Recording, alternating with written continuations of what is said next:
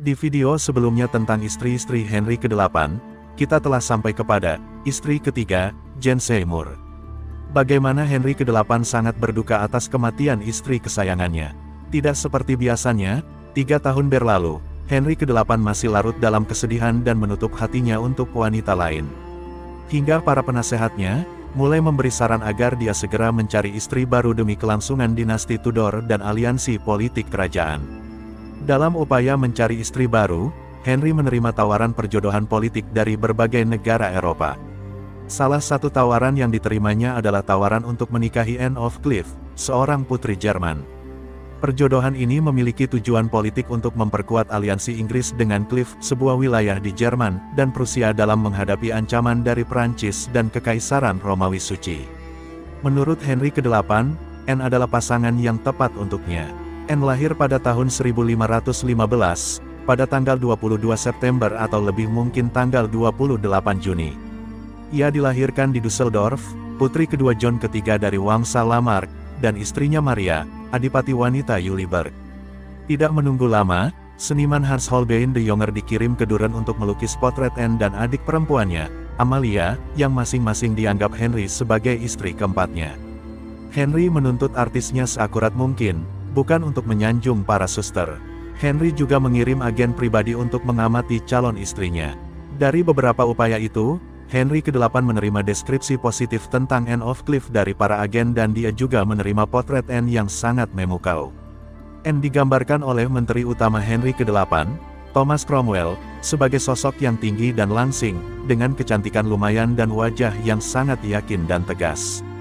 Dia berambut pirang dan dikatakan memiliki wajah yang cantik. Semua itu memberikan gambaran yang sangat mengesankan tentang Anne of Cleves. Negosiasi untuk mengatur pernikahan berjalan lancar pada bulan Maret tahun 1539. Raja setuju untuk membayar mahar sebesar 100.000 florin kepada saudara laki-laki mempelai wanita. Anne of Cleves tiba di Inggris pada bulan Desember tahun 1539, sebulan sebelum pernikahannya dengan Henry ke-8. Kedatangannya sangat diantisipasi oleh Raja Henry, yang sangat ingin melihatnya sebelum pernikahan mereka. Raja Henry ke-8, yang pada saat itu berusia sekitar 48 tahun, memutuskan untuk menyamar sebagai seorang tamu asing tanpa memberitahu Anne atau orang lain di istana tentang identitasnya. Dia ingin mendekati Anne tanpa tekanan kerajaan atau statusnya sebagai raja. Pertemuan mereka terjadi di Richmond Palace, tempat Anne tinggal setelah kedatangannya di Inggris.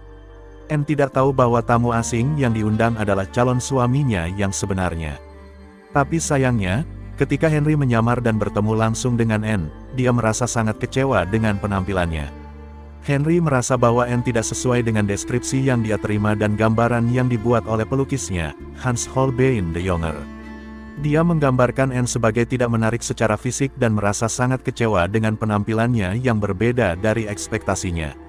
Meskipun hanya sesaat melihat Anne of Cleves, Henry segera menyadari bahwa dia tidak ingin melanjutkan pernikahannya dengan Anne. Henry mendesak Cromwell dan para petinggi kerajaan untuk menemukan cara yang sah untuk menghindari pernikahan tersebut, tetapi, pada titik ini, hal itu tidak mungkin dilakukan tanpa membahayakan aliansi penting dengan Jerman. Meskipun Henry sangat was-was, keduanya tetap menikah pada tanggal 6 Januari tahun 1540 di Istana Kerajaan Placentia di Greenwich, London, oleh Uskup Agung Thomas Cranmer. Malam pertama pasangan ini sebagai suami istri tidaklah sukses. Meskipun begitu, Anne diketahui sangat mengagumi suaminya. Dia sering memuji Henry saat bercerita dengan teman-temannya. Tapi, seperti yang kita semua tahu, pernikahan tanpa cinta tidak akan berumur panjang. Setelah 6 bulan pernikahan mereka, Anne diperintahkan untuk meninggalkan pengadilan pada tanggal 24 Juni dan pada tanggal 6 Juli dia diberitahu tentang keputusan suaminya untuk mempertimbangkan kembali pernikahan tersebut. Pernyataan saksi diambil dari sejumlah pejabat istana dan 2 dokter yang menyatakan kekecewaan raja atas kemunculannya. Henry juga berkomentar kepada Thomas Heneage dan Anthony Denny bahwa dia tidak percaya Anne masih perawan. Tak lama kemudian, Anne dimintai persetujuannya untuk pembatalan tersebut. Cromwell, Menteri Utama Henry, kekuatan pendorong di balik pernikahan tersebut, ditangkap karena pengkhianatan. Setelah menyadari bahwa pernikahan mereka telah berakhir dengan ketidakbahagiaan, Anne of Cleves memutuskan untuk mengikuti keinginan Raja Henry ke-8 untuk menceraikan mereka.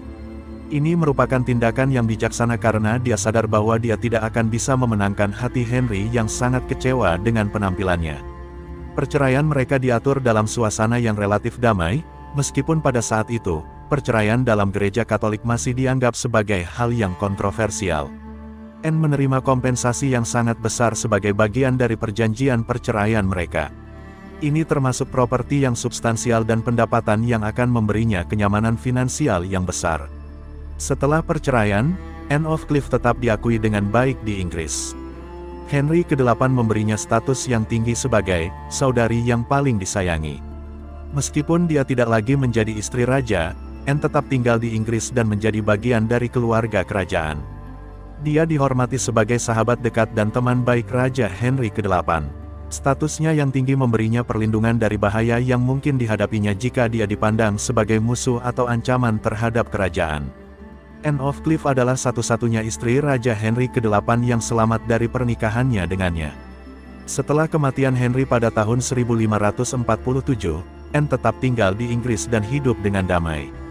Kekayaan yang dia terima sebagai kompensasi dari perceraian mereka memberinya kebebasan finansial yang besar. Dia tidak terlibat dalam konspirasi atau masalah politik selama masa pemerintahan selanjutnya, yang merupakan nasib yang berbeda dari beberapa istri Henry yang lain, seperti Anne Boleyn dan Catherine Howard, yang dieksekusi. Anne of Cleves berhasil menjalani sisa hidupnya dengan aman dan tanpa ancaman terhadap hidupnya. Pengaruhnya setelah perceraiannya dengan Henry ke-8 menunjukkan bahwa dia adalah seorang wanita yang bijaksana dan mampu beradaptasi dengan perubahan-perubahan yang terjadi dalam dinasti Tudor dan Inggris. Anne meninggal di Chelsea Old Manor pada tanggal 16 Juli tahun 1557. Kemungkinan besar penyebab kematiannya adalah kanker. Ia dimakamkan di Westminster Abbey, pada tanggal 3 Agustus di tempat yang digambarkan sebagai makam yang agak sulit ditemukan, di seberang kuil Edward Sang Pengaku.